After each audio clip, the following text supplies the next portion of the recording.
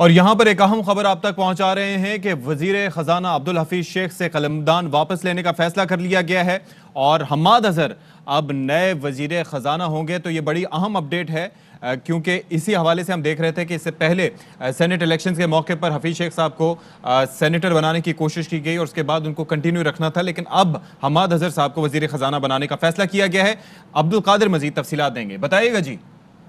देखिए, विफाकी काबीना में बड़े पैमाने पर तब्दीलियों का वजीर आजम इमरान खान ने फैसला किया था। उसी फैसले की ये कड़ी है।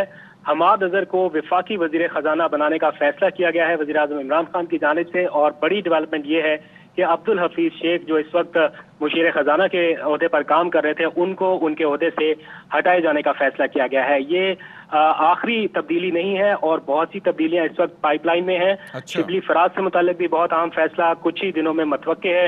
वजारत इत्तलात के हवाले से भी अहम डेवलपमेंट होनी है। आज वजीर आजम की जेर सदारत कुछ देर पहले ही एक अहम इजलास हुआ है जिसमें अहम रहनुमा शरीक हुए हैं और जराए ने बताया है कि वजारत इत्तलात में भी तब्दीलियों का इम्कान है।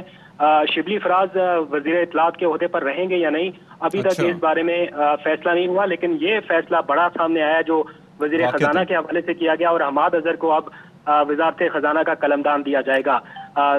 इन हवाले से हुकूमती अरकान की जानिब से भी तस्दीक की जा रही है। फैसल जावेद और दूसरे कुछ लोग हैं, उनके नामों पर भी गौर किया जा रहा है कि उनको भी काबीना का हिस्सा बनाया जा सकता है। खासतौर पर फरूख हबीब का नाम भी जेरे गौर है। तो ये तब्दीलियां आइंदा चंद दिनों में मतवक्के हैं। वजारत इत्तलात और वजारत खजाना में ये बड़ी तब्दीलियां होनी थी। इसके साथ साथ एक और अहम तब्दीली होगी, जो नदीम बाबर को ओहदे से हटाया गया है, उनकी जगह पर अब कौन आएगा, इस बारे में गौर किया जा रहा है। और इत्तलात ये है कि शायद शिबली फराज को उनके ओहदे पर रिप्लेस कर दिया जाए। तो यानी कि स्पेशल एडवाइजर या फिर वजीर बना दिया जाएगा वहां पर।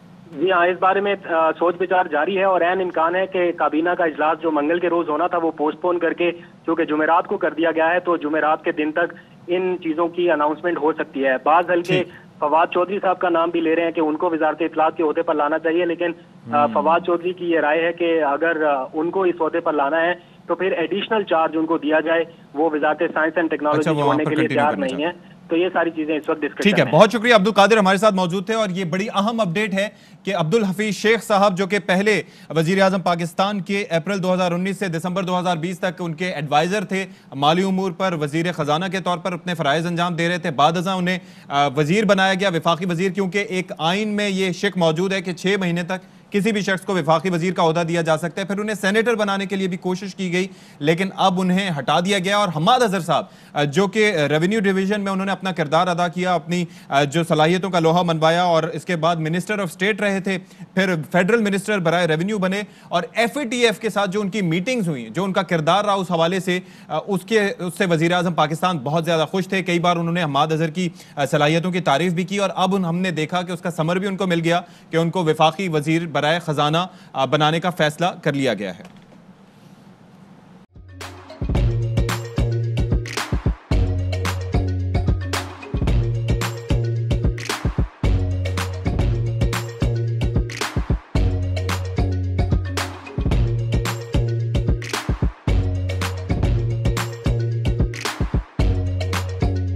Instead of saving up for a new toy or a trip to Disney World, a 7-year-old بدلاً من توفير لعبة جديدة 来自阿拉巴马州的一名7岁女孩没有 एक नए खिलौने या डिज्नी वर्ल्ड की यात्रा के लिए बचत करने के बजाय Alabama Anstatt für ein neues Spielzeug oder eine Reise nach Disney World zu sparen, hat Anstatt für un neus Spielzeug oder eine Reise nach Disney World zu sparen,